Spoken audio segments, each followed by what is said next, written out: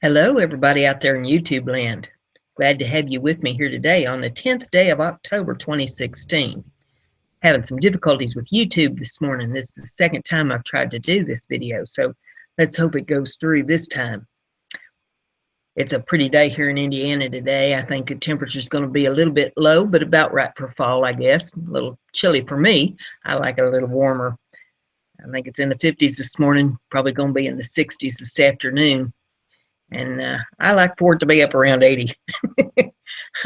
I don't like this chilly weather, but I do appreciate some sunshine. We're going to have to get on into the news today. Man, we've had a lot of things happen over the weekend. First one that I'm going to talk about here is the hurricane. Hurricane Matthew killed at least 19 in the U.S. Thousands evacuated as floodwaters rise in North Carolina. This is off of weather.com.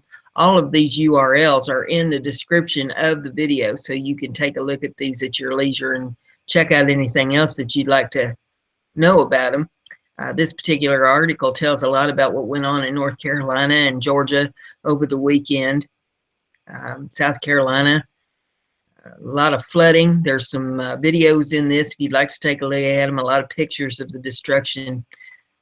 My heart and prayers go out to all those folks down there that's been hit by this mess, that you can recover quickly from the devastation. The next one that we have here for you is off of CNN. Regated.com brings it in. It says CNN panel staged anchor feeding answers to undecided voters. Media has made no qualms about its favorite in this year's election. For example, WikiLeaks recently released a veritable trove of new information that gave voters behind-the-scenes look at Hillary Clinton's true views. There was a deafening silence from the mainstream media. Has it gotten to the point where they are now rigging the panel? Very possible. This appears to be a very different type of sin where CNN panel may be staged. And there's a video here. It says that 5 seconds into the video, it appears that CNN anchor is coaching her interviewee on answers she needs to give in spite of purporting to be an up-to-the-second analysis of honest voter opinion. Even if there were no coaching, the American public has grown justifiably suspicious of the mainstream media. In fact, only 6% of the people trust the media. In a recent article by Victor Smith on Regated, he wrote about how the media backing of Hillary Clinton will only hurt her campaign and cost her the election. The next one that we have here for you is off of Dave Hodges, The Common Sense Show. It says, Clinton actions speak louder than Trump's words. Would you rather have frat talk or treason? I cannot condone with Trump's recent statements regarding his attitude and behavior towards women. I believe that what we heard was locker room talk, which is usually characterized by exaggerated alpha male bragging, which is not usually representative of the truth. However, when it becomes public, it's looked at in a different and more serious light. The question that America has to ask itself is whether or not an inappropriate comment made 11 years ago is more important than the serial and sociopathic criminality of Hillary Clinton. Trump's crisis with words from NBC. It says Pence cancels event, says he's offended by Trump's comments. Many Republicans are running from Trump, and in ordinary times, who could blame them? However, we need to consider the following. Clinton's actions speak louder than Trump's words. Hillary Clinton is controlled by globalist cabal. She cannot become our next president. A former key member of the Obama administration and current presidential candidate Hillary Clinton has proven herself to be the Ethel Rosenberg of her generation. You may recall your U.S. history as Ethel Rosenberg sold nuclear secrets to the Soviet Union at the height of the Cold War. In an act of every bit as egregious as Ethel Rosenberg's treason, Hillary Clinton sold uranium to the Russians while serving as Secretary of State. Ironically, the original source on this treasonous act committed by Clinton was none other than the liberal rag we call the New York Times. The proof is undeniable that Hillary Clinton committed the treasonous act of selling uranium to the Russians while Secretary of State, as reported in the New York Times. The Russian blood money is reported as being held in an offshore account and is being used to run or fund her run for the presidency. A Uranium One sign that points to a 35,000-acre ranch by John Christensen near the town of Gillette, Wyoming. Uranium One has mining rights to Mr. Christensen's property. This is proof of more BLM chicanery, which will involve multiple BLM ranches. The New York Times further asserts that the members of the Canadian mining industry who have supported Clinton's campaign financed and sold off to the Russians a company known as Uranium One. Uranium One is directly responsible for transferring uranium from BLM land to the Russians through an offshore holding company. Again, according to the New York Times, the Russians, through 3 separate transactions, acquired Uranium One while paying off the Clintons and their Canadian partners from 2009 to 2013. The business deal also involved paying Bill Clinton $500,000 for a speech on energy, which was delivered in Moscow. And this is just one example of her criminality. Oh, by the way, important, a video on YouTube entitled Arania Zucker 2005 Soap Talk OART 1 shows Ariane Zucker, a woman Trump made the comments about, saying that she hit on Donald Trump. I did flirt with the Donald. He's so cute and charming. She talks about Donald at the 540 mark. This does not excuse Trump's remarks, but it places them in a different context and not in the context intended by Clinton, who released the tape. Whether it is 11 years ago or 50 years ago, Trump's comments were wrong, very wrong. However, compared to Clinton's blatant act of treason, I have to ask which one's worse. Both are wrong, but which one threatens our future more than the other? For future reference, America, is this the best we can do? So there's that article. Anybody that watched the debates last night probably knows, or if you watched any news at all that's not mainstream, you probably know by now that Trump whooped her in the debate last night. There's one more debate coming up, and I bet you it's going to be a bloodbath because I don't think she's going to go down without a fight. But he put her on the ropes last night pretty good. And old Billy Boy, he looked pretty uncomfortable out there while Trump was talking about all of his sexual escapades and his rape and all the things that's going on. And that brings me to my next article off of regated.com. Bill Clinton rapist poster sprung up at the debate grounds. It says, these signs read warning in bold letters with a mugshot of Bill Clinton below it. It says, rapist once back in the White House. Bill Clinton is a rapist. It says, in the mugshot, Bill Clinton holds a small placard with the names of known victims. It reads, Juanita Broderick, Kathleen Wiley, Paula Jones, and many more. And blazing below, Bill is a rapist with a warning, once back in the White House. A small hashtag reading, Bill Clinton is a rapist, punctuates the poster. These posters are on lamppost signage and covering Hillary Clinton campaign posters. And there's some images in this. I mean, they put these things everywhere. And it says, seems that these wild postings are likely follow-up to Art Wing's conspiracy previous splash in Los Angeles, and that was the signs for Donald Trump, which is a picture of like the Apple logo, but where there's the bite taken out of the apple, it is Trump's silhouette, and underneath it says "Think Different."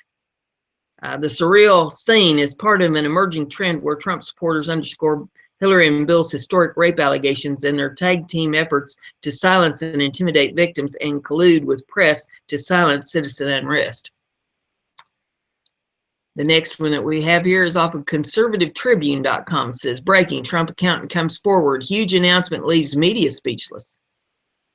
Liberal pundits have been savaging GOP presidential candidate Donald Trump over the recent revelation that in 1995 he declared nearly $1 billion in business losses. The argument has been that he later intentionally used those losses to offset his future federal income taxes.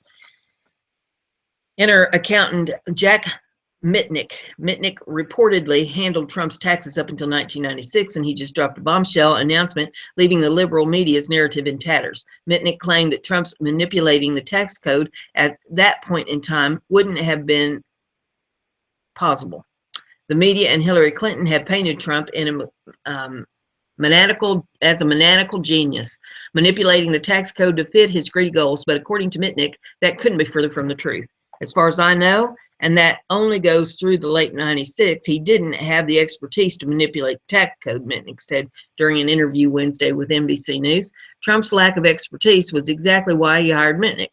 What this means is that the entire liberal narrative alleging that Trump personally manipulated the U.S. tax code in an effort to circumvent the spirit of the law is patently false. Instead, Trump had a professional accountant do what professional accountants do, prepare his taxes and maximize his deductions. And that's what every screeching liberal does annually around April the 15th.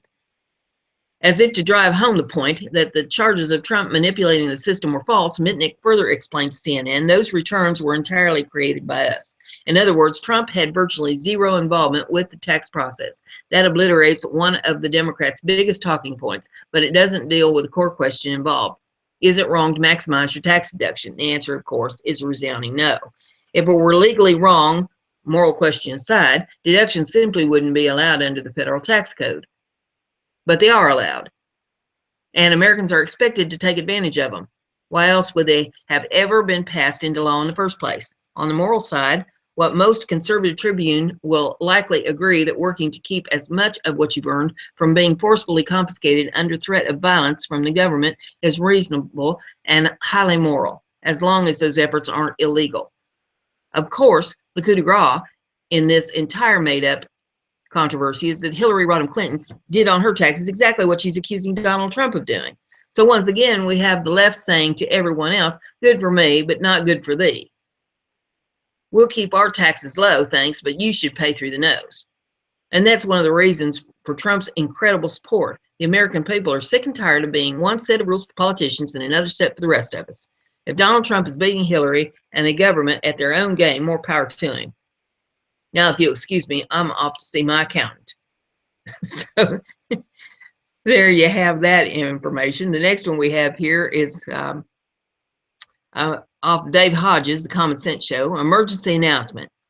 Where you are at is where you will soon stay. World War III is almost here.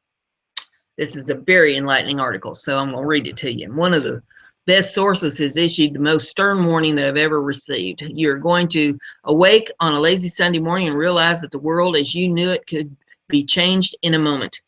Appearing on the Common Sense Show about 6 months ago, Steve Quayle said, what is coming is no longer coming, it's already here. Truer words were never spoken. World War III is upon us.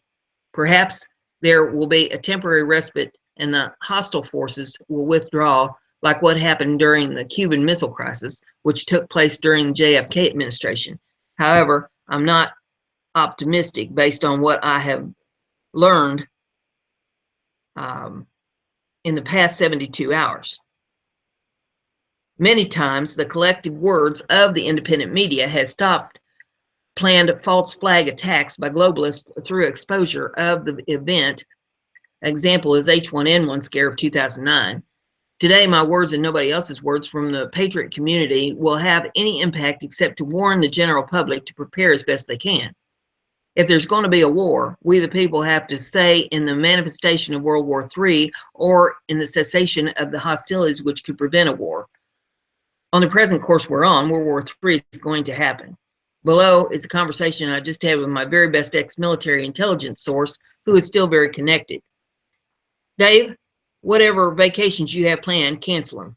When you leave for work in the morning, take supplies with you and a way to protect yourself. I asked, why? What's going on?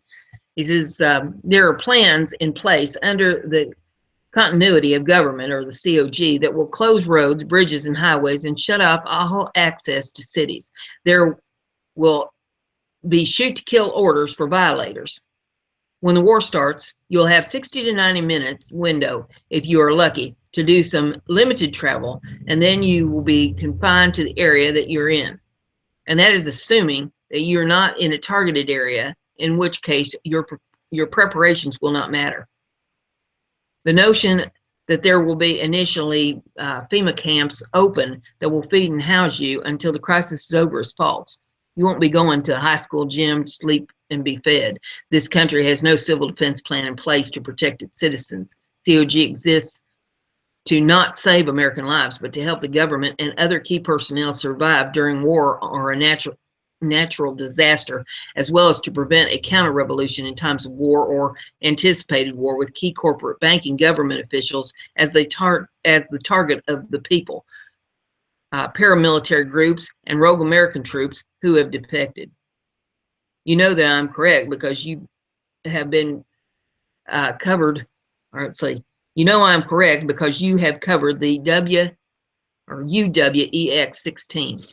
COG is designed to neutralize any organizing efforts from the people, local law enforcement, and various military units who are not going to be on board with what's coming. The COG could be rolled out first, but that's not likely because it would tip off the Russians that war is imminent, and that would trigger Russian or Chinese first strike. So I think we have 60 to 90 minutes once the decision's made to go to war to get home, and there you will be trapped. You've done a great job warning the public to be self-sufficient. However, most have not heeded the warnings from yourself and others. You will have to be able to defend yourself 24/7, and I hope your alliances are in effect because you cannot go it alone. Our country has never experienced anything like what we are about to experience. I have not been able to sleep since I had this conversation. This conversation is very similar to the one that Paul Martin has had with his best source. I'm sorry, try that again. If I suffered from cognitive dissonance, I would dismiss what has been written to this point as one of view from an anonymous source. However, there are multiple well-placed sources saying the same. For example, Paul Martin of revolutionradio.org contacted me yesterday and stated that Putin had moved tactical nuclear weapons into Estonia and Latvia. Russian troops are mobilized on the Polish border. I wrote to Steve Quayle and asked if he was aware of this, and he said yes. I contacted two other sources, and they had slightly different versions, but essentially the facts were confirmed. Additionally, as I began to inquire from previous sources about their awareness of these events, I learned why we're back in Iraq. We're not chasing ISIS.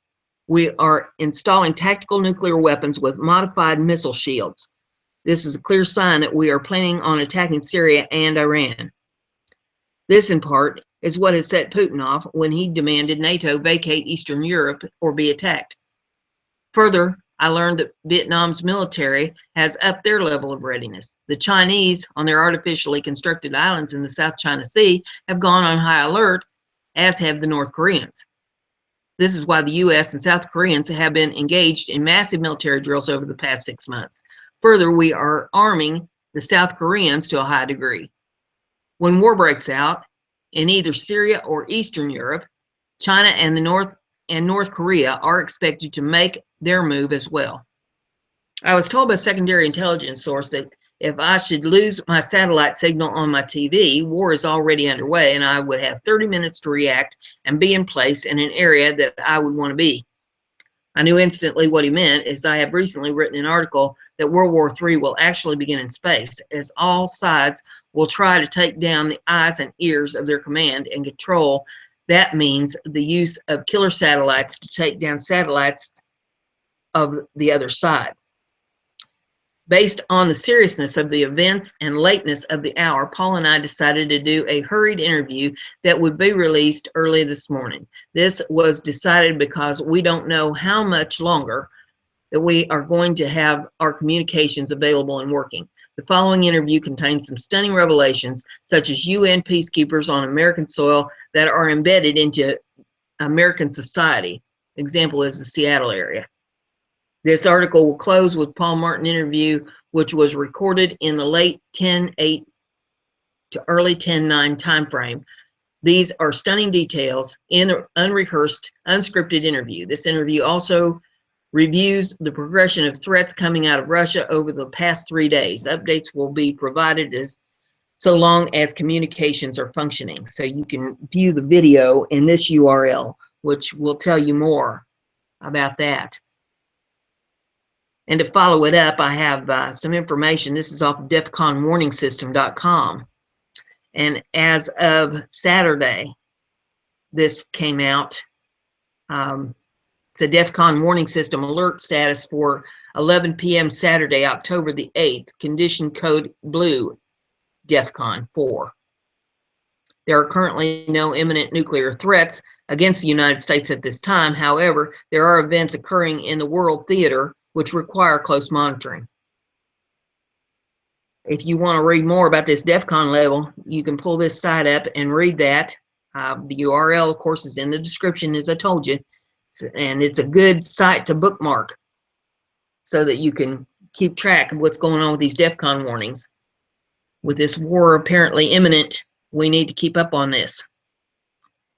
The next one that I have for you is off of patch.com, and it's LIRR train derailed.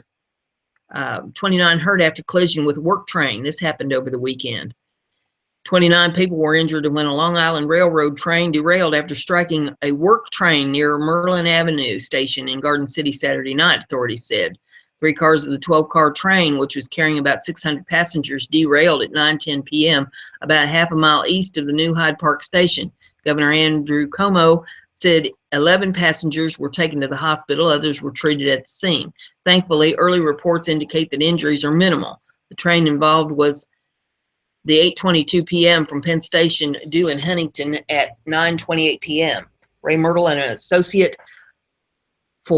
producer for WOR 710, was on the train, and he tweeted that firefighters had indicated several people may have suffered broken bones and concussions. LIRR services currently suspended in both directions on Ronkonkoma, Oyster Bay at Port Jefferson branches. Staff from the MTA and the LIRR are on the scene and will work around the clock to determine the cause of this derailment and restore service as quickly as possible, Como said. Videos posted on social media show passengers climbing down a ladder to get off the derailed train. The derailment comes a week after a New Jersey transit train crashed at the Hoboken terminal, killing a woman and injuring more than 100 others. And there's some videos in this if you'd like to take a look at those, see what was going on with the train derailment. The next one I have for you is off of LAtimes.com. And we'll see if we can get rid of this ad thing that they got up here. Well, doesn't seem to be any place. There we go. There's a place to click it to get it off. All right. Suspect in Palm Springs police killings had body armor and high-capacity magazines, authorities say. Suspect in the killing of 2 Palm Springs police officers and wounded another was wearing body armor and equipped with high-capacity magazines when he was taken into custody, authorities said. SWAT officers made several attempts over the course of a 12-hour standoff to make contact with suspect John Felix, age 26, who was holed up in the family's residence, authorities said at a Sunday morning news conference, but there was no response. Shots were used unsuccessfully to pinpoint the suspect's location in the house. Eventually, chemical agents were deployed into the residence, authorities said. Almost immediately, the suspect emerged out the back door, said Riverside County Sheriff's Chief Deputy Ray Wood. When he emerged, he was wearing body armor and he had a number of high-capacity magazines on his person. Biggs was not armed and surrendered peacefully when he was taken into custody about 1 a.m., authorities said. He was rushed to a hospital for treatment of injuries that were not life-threatening.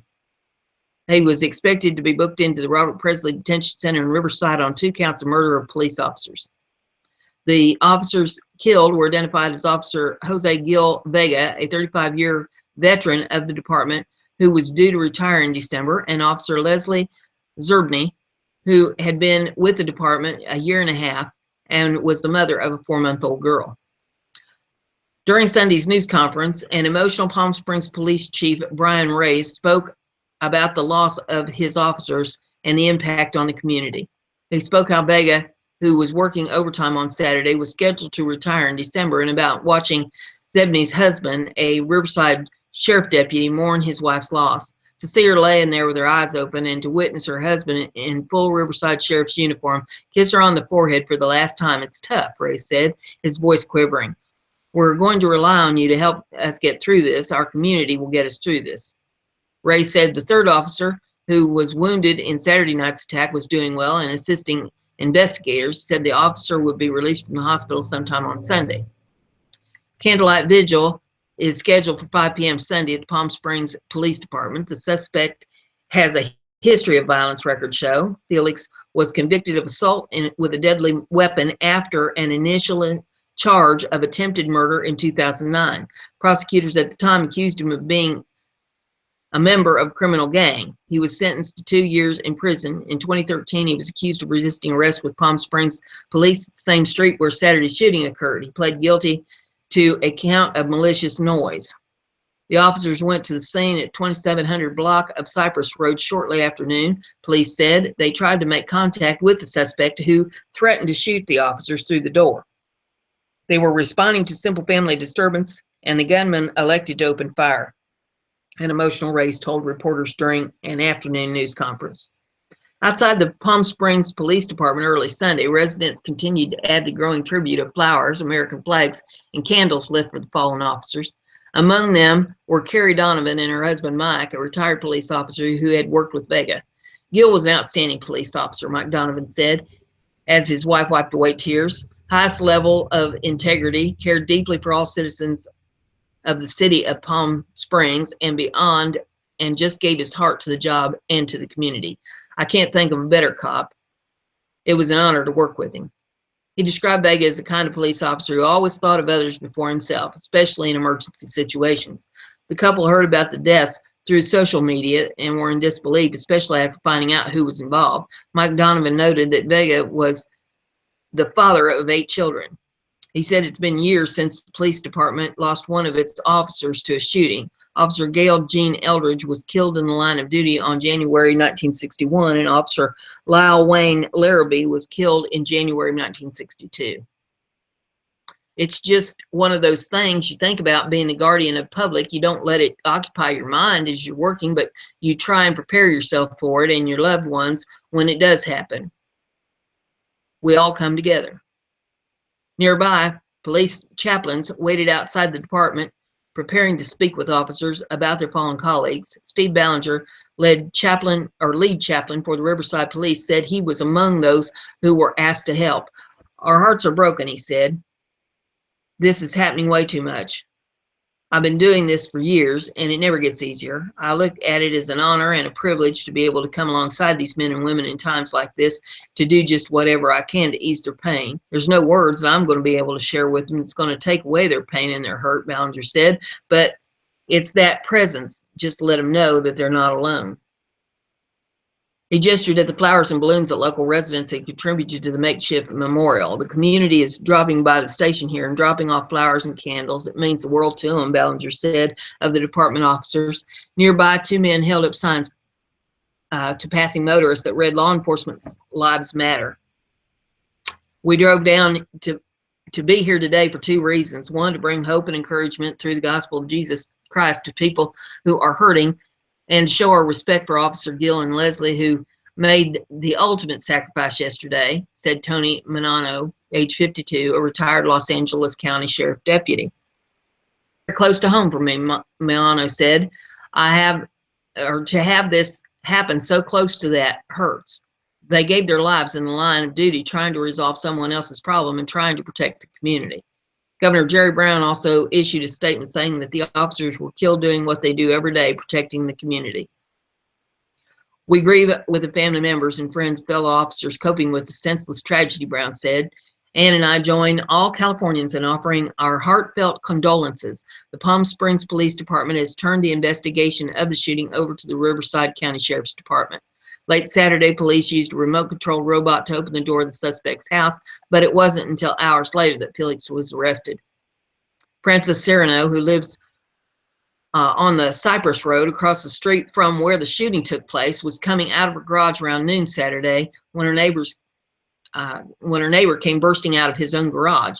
The man sought Serrano's attention. He said, "Help, I need help. My son's in the house and he's crazy. He has a gun. He's ready to shoot all the police." Serrano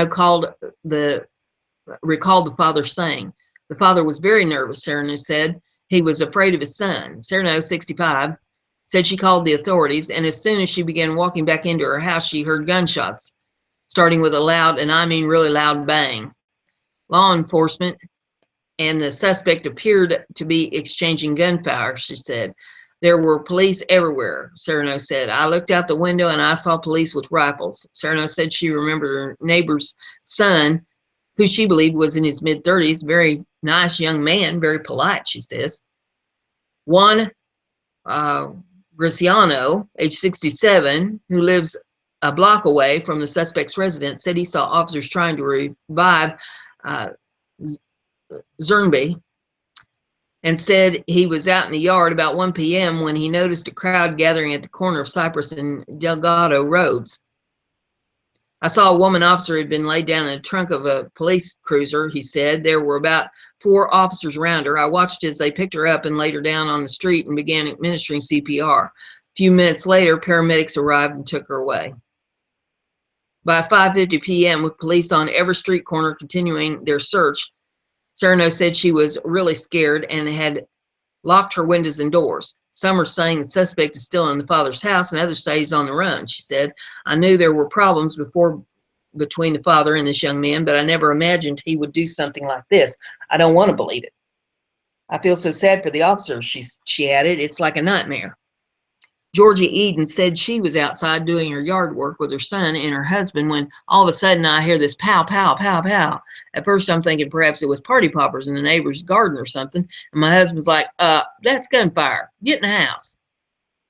Eden then heard several more rounds of gunfire that seemed to continue for 10 to 20 minutes, she said. So we stayed indoors, she said. It was kind of pretty scary. Nothing like this has happened during the 3 years Eden has lived in Palm Springs, she said. It's horrible to even think that officers out there are very much risk because of guns and people that have a lot of mental health issues, she said. Just being a human being, it hits close to home. Lee Weigel, the city's former police chief and one-time city councilman, learned of the shooting while out of town Sunday and at his son's baseball game. Weigel's friend, who coaches another baseball team, walked up solemnly. At first, Weigel said he heard that one of the officers had been shot. Before long, he learned it was 3. Makes you feel weak in the knees, he said. Police department is relatively small, and everyone knows one another, Weigel, who worked in the department for 32 years. City officials said the department is made up of 98 sworn officers. The last time an officer was killed in the line of duty was about 5 decades ago. It's a family, Weigel said. This is the worst incident in the history of Palm Springs in the terms of officer shooting. It is shocking, a blow to the entire department and the community. So there's that article. The next one that we have here is off of freebeacon.com, and it's more on Russia. Russia adds hundreds of warheads under nuclear treaty. Russia has increased its deployed nuclear warheads over the past 6 months under a strategic arms reduction treaty as U.S. nuclear warhead stocks declined sharply, according to the State Department. During the same period, the United States cut its deployed nuclear warheads by 114, increasing the disparity between the 2 nuclear powers.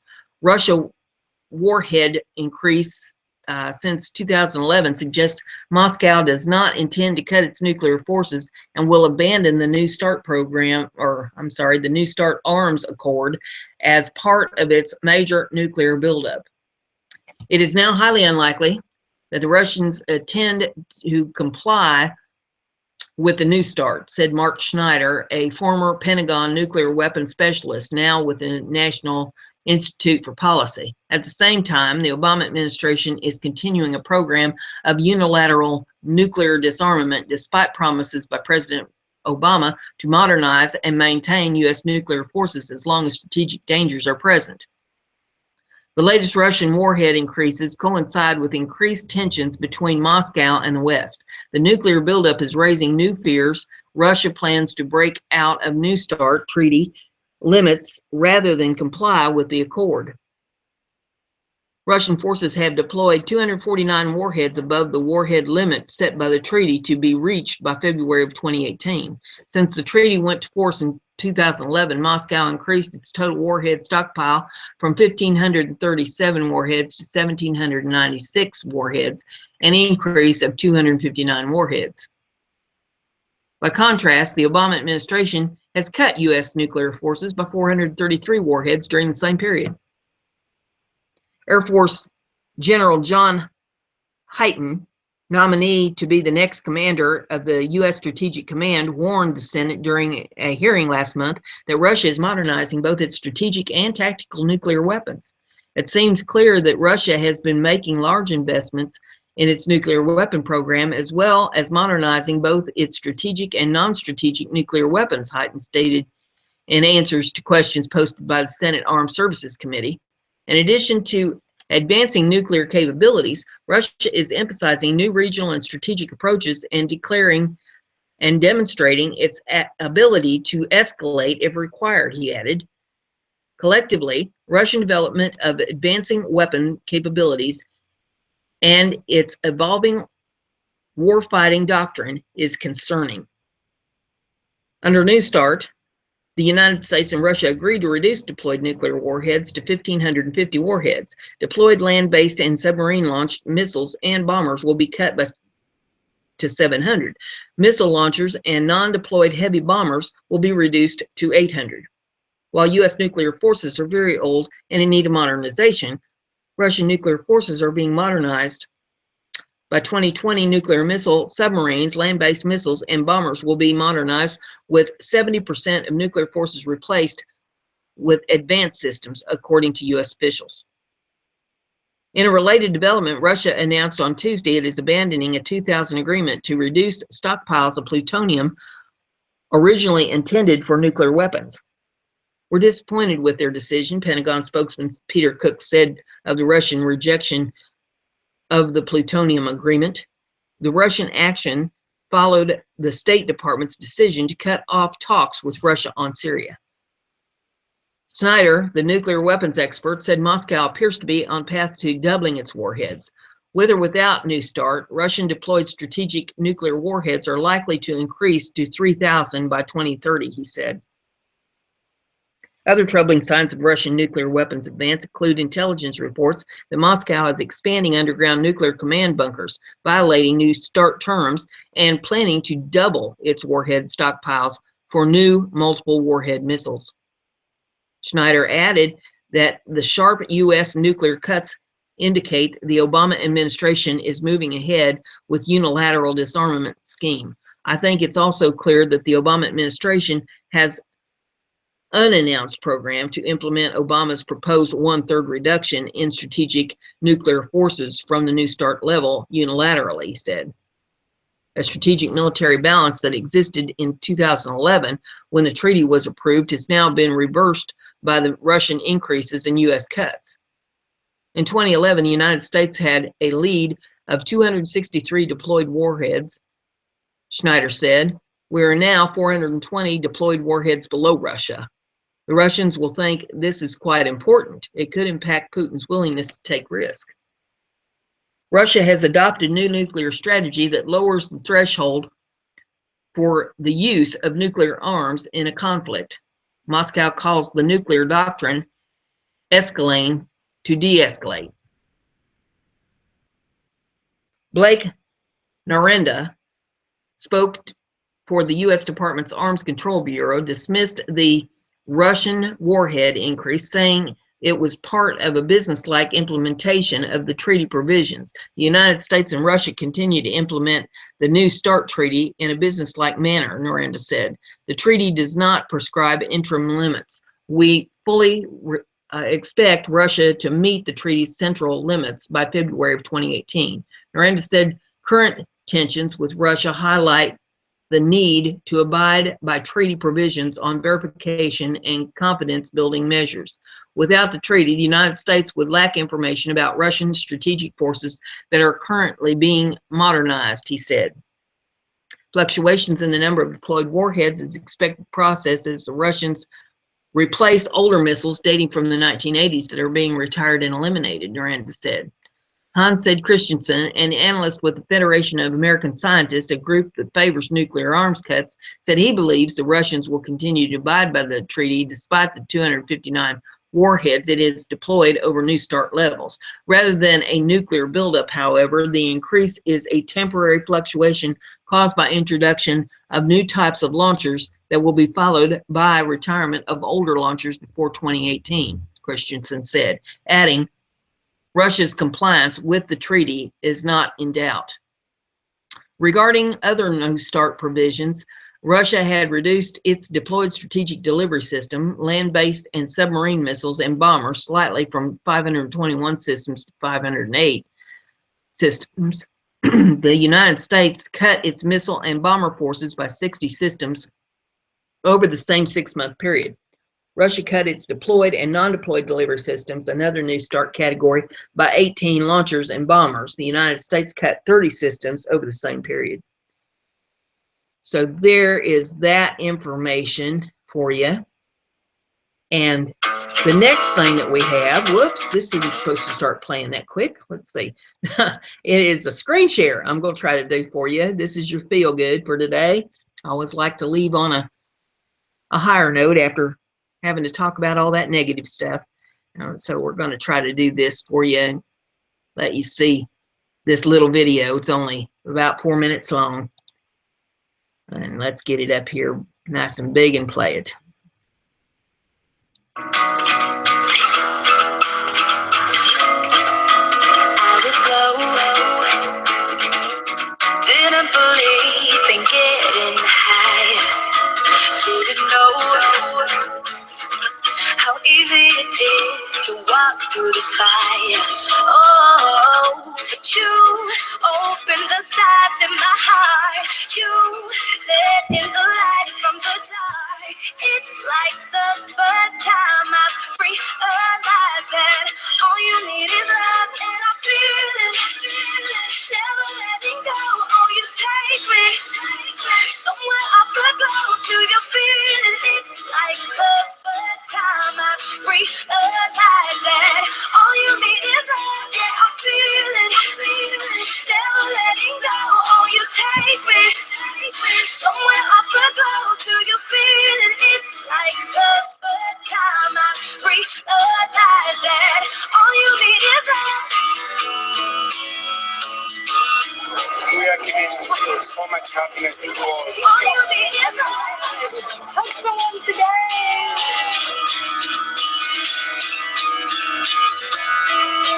I was saved. There's nothing to fear when my heart's pumping all the way, yeah, up to the edge, and now I'm jumping. Oh, 'cause you opened the sides in my heart. You let in the light from the dark. It's like the first time I'm free, alive, that all you need is love, and I feel it, never letting go. Oh, you take me somewhere off the globe. Do you feel it? It's like the first time I'm free, alive, that all you need is love.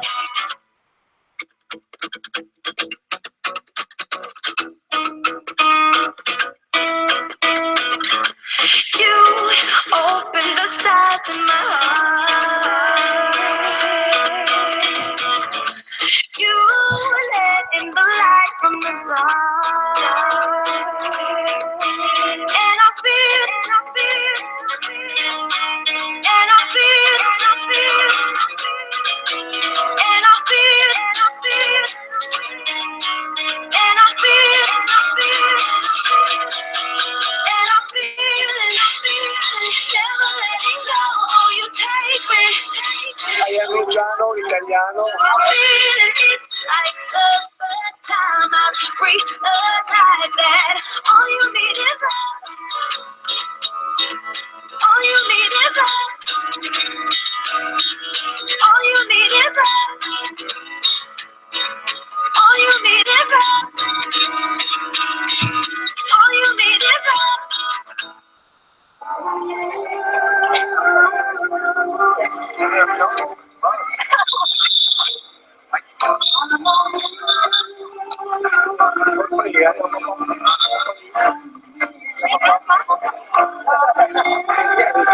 Merry Christmas.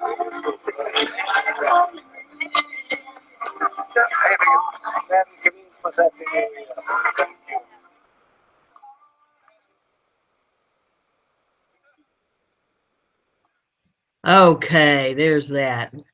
I tell you what, I thought that was pretty good little show there. And it goes to show you, what can happen when you're nice to people. One thing there, one act of kindness changed that man's life, and shows you what you can do. Just show somebody just a simple act of kindness and change their life. And if nothing else, it'll make you feel good that you did something nice for somebody. We should try every day to do at least one good thing for somebody, even if it's just give them a hug or a smile, or hold the door open, or help them put their groceries in the vehicle, or carry them into their house, or whatever they need help with. Fall's coming up here, and I'm sure there's probably people that live in your neighborhood that going to need leaves raked. Maybe they're not able to get out and do it themselves, medical reasons or disabilities or what have you. Go rake their leaves for them, or help them winterize their house, or whatever they need help with. There are lots of things that can be done for folks if you just look around. So with that, that's going to close her down for today, and I hope everybody gets out and enjoys the weather. And if it's warm enough where you're at, go out and stick your feet in the grass and take you a breath of fresh air, balance yourself, soak up a little earth energy. And with that, we'll let you go, and we'll see you back tomorrow. Bye.